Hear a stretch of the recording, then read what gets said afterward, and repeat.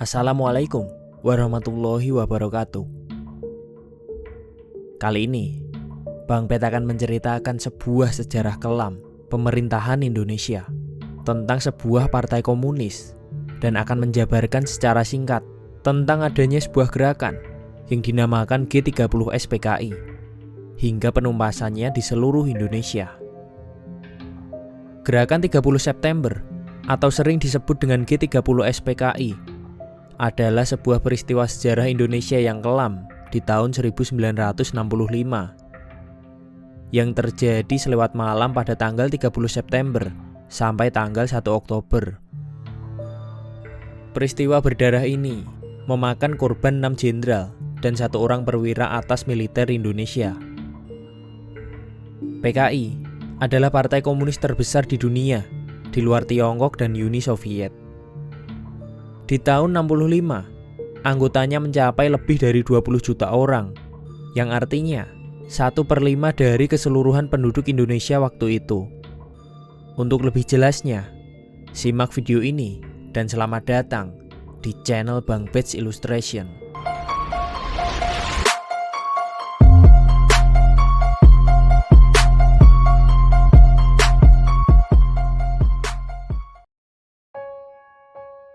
Pada Juli 1959, sistem parlemen dibubarkan.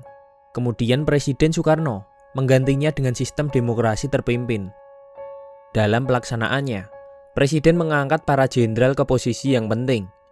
Menanggapi hal ini, PKI menyambut dengan tangan hangat karena mereka mempunyai pegangan sebuah mandat untuk persekutuan yang disebut dengan Nasakom, yaitu nasionalisme, agama, dan komunisme. Di era demokrasi terpimpin, sialnya justru pemecahan masalah-masalah politis dan ekonomi pun gagal. Yang terjadi akibat dari hal itu, akhirnya pendapatan ekspor menurun, inflasi yang terus naik, juga korupsi birokrat dan militer mewabah. Akibat dari hal itu, banyak petinggi angkatan darat yang tidak setuju. Hal ini berdampak terhadap dua kekuatan besar yang saling mencurigai, yaitu PKI dan Angkatan Militer. Isu sakitnya Presiden Soekarno kala itu juga menjadi salah satu latar belakangnya. Sejak 1964 sampai menjelang meletusnya G30 SPKI, beredar kabar bahwa Bung Karno sakit parah. Hal ini menimbulkan kasakusuk perebutan kekuasaan. Sebenarnya, Pak Soekarno tidak seperti yang diisukan. Bahkan Ketua PKI, D.N. Aidit, mengetahui bahwa Bung Karno cuma sakit biasa. Hal itu dapat diketahui dari Menlu Indonesia kala itu, Pak Subandrio. Jadi apabila dilihat, ini bukan menjadi sebuah alasan PKI melakukan tindakan tersebut yang bisa dikatakan mengkudeta secara kejam. Selain isu kesehatan Bung Karno, konfrontasi Indonesia-Malaysia juga menjadi salah satu penyebabnya. Kedekatan Pak Soekarno dengan PKI saat melakukan gerakan Ganyang Malaysia semata untuk mencari dukungan. Karena secara logis, apabila perang melawan Malaysia, tentunya Inggris tidak akan diam. Mengganyang Malaysia yang dikobarkan oleh Pak Soekarno ditanggapi dingin oleh para jenderal, salah satunya Letnan Jenderal Ahmad Yani. Secara logis, militer Indonesia belum memadai untuk peperangan skala itu menghadapi Inggris yang pasti membantu Malaysia. Tapi Kepala Staf, Jenderal A.H. Nasution menyetujuinya, yang berakibat Angkatan Darat memilih untuk berkonfrontasi dengan setengah hati. Mengetahui tentara Indonesia tidak mendukungnya dan merasa kecewa, maka Bung Karno berbalik mencari dukungan PKI untuk melampiaskan amarahnya ke Malaysia karena telah melecehkan lambang negara. Faktor ekonomi adalah masalah yang selanjutnya terjadi. Inflasi sebesar 650% berakibat harga bahan pokok melambung tinggi. Obat-obatan juga sulit dicari. Apabila ada, harganya sangatlah mahal. Hal inilah yang menyebabkan kemarahan rakyat atas pembunuhan ke-6 jenderal yang berakibat backlash terhadap PKI dan simpatisannya.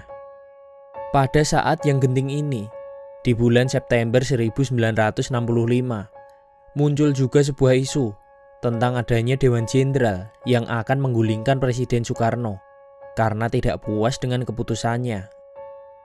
Menanggapi isu itu, Pak Soekarno disebut-sebut memerintahkan sebuah pasukan, yaitu pasukan Cakra Birawa, untuk menjemput para jenderal yang diduga akan mengkudeta untuk diadili oleh Soekarno. Dan saat inilah peristiwa G30 SPKI terjadi. Pada 1 Oktober 1965, pada dini hari, di bawah pimpinan Letkol Untung Syamsuri, pukul 3 pagi hari, prajurit yang sebenarnya adalah prajurit PKI itu bergerak dari Lubang Buaya menuju rumah-rumah jenderal yang telah menjadi target penculikan. Tepat jam 4 pagi, operasi itu dilaksanakan. Dengan berkedok sebagai utusan Presiden Soekarno, mereka mengajak secara paksa agar para jenderal itu mau ikut. Saat penjemputan Lejen Ayani, karena seorang tentara berbicara dengan tidak sopan kepadanya, Pak Yani pun marah dan tentara itu pun dipukul oleh Pak Yani. Namun tidak diduga, karena hal ini beberapa oknum ini termakan emosi dan membunuh Lejen Ayani di tempat dengan memberuntunkan senjatanya.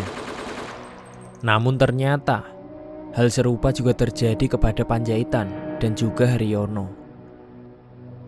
Letut Dul Arif adalah tokoh yang bertanggung jawab dalam menangkap jenderal-jenderal Angkatan Darat yang diduga akan membentuk Dewan Jenderal oleh PKI.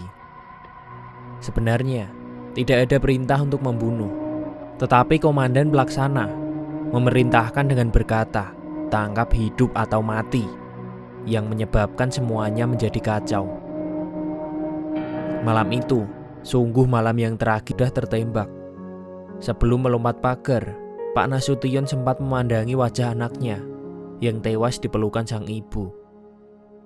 Hal yang paling dramatis dan juga mengiris hati adalah adanya Kapten Pierre Tandean, seorang ajudan yang ikut ditangkap dan dibawa ke Lubang Buaya.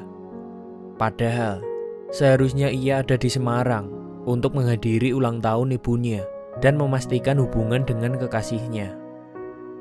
Malam itu, Kapten Tandean melakukan upaya penjagaan heroik dan juga terakhir untuk menjaga keselamatan atasannya dengan mengaku sebagai Pak Nasution.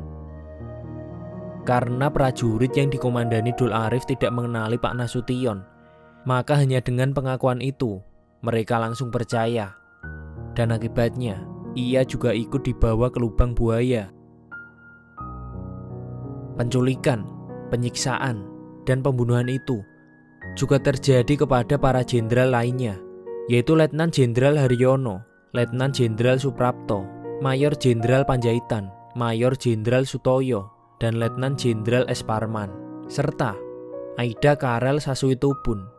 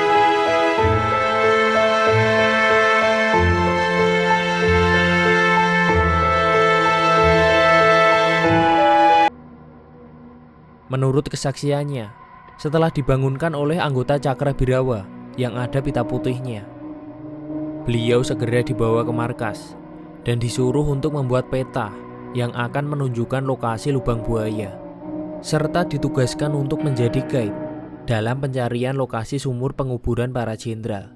Dan karena hal inilah, PKI juga dapat ditumpas kala itu.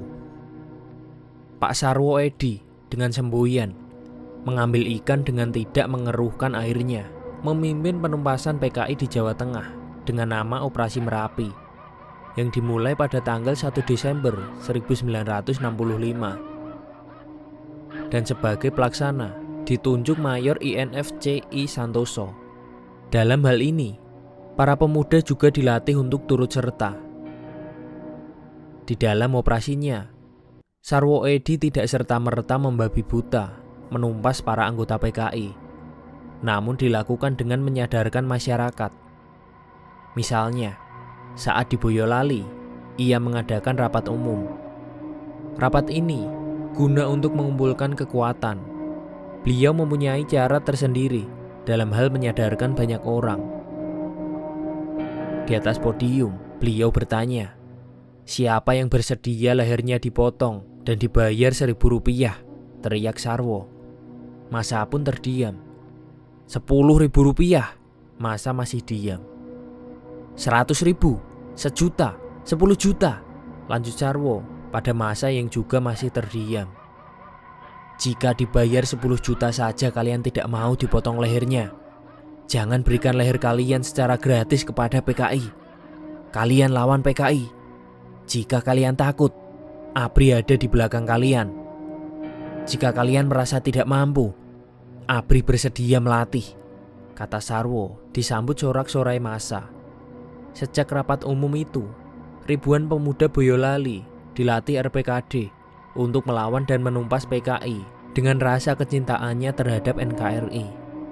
Langkah penumpasan G30S PKI terus berlanjut dengan sejumlah operasi yang dijalankan. Di antaranya adalah Operasi Trisula di Blitar Selatan, serta Operasi Kikis di perbatasan Jawa Tengah dan Jawa Timur. Melalui operasi penumpasan itu, para tokoh PKI berhasil ditangkap. Ketua PKI, DN Aidit, yang dituding sebagai dalang pemberontakan, juga tertangkap di operasi tersebut. Sementara, sebagian tokoh PKI diadili di Mahkamah Militer Luar Biasa atau Mahmilub, dan beberapa lainnya dijatuhi hukuman mati. Sekian cerita yang bisa Bang B ceritakan. Sejarah kelam tidak seharusnya dilupakan, namun diambil nilai-nilai yang bisa diterapkan di masa sekarang, supaya hal-hal serupa tidak lagi akan terjadi.